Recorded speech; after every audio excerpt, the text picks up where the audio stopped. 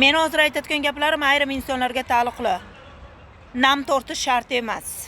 Ayrim insonlarga taalluqli. Mana shunday gaplarni gapirgan bo'lsa, kim bo'lsa ham o'shanga taalluqli bo'lishi mumkin. Masalan, qarang, siz oilangizda qanaqa tarbiya berilsa, siz o'shanaqa tarbiyani olasiz, to'g'rimi? Siz masalan o'zingizda millatingiz, diningiz bor. Juda ham ko'pchilik nima qilyapti? Millatchilik va dinda ajratishdan nari ketmayapti. Uzr, mingdan ming uzr.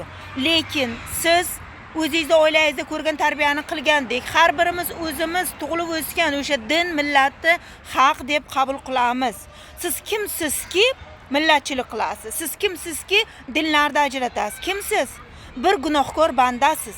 Agar yaratuvchim o'sha siz yoqtirmagan millatni yoki siz yoqtirmagan dinni yer yuzidan yo'q qilmoqchi bo'lsa, allaqachon yo'q qilar edi. Sizga emas, yaratuvchini bandasini tanqid qilish.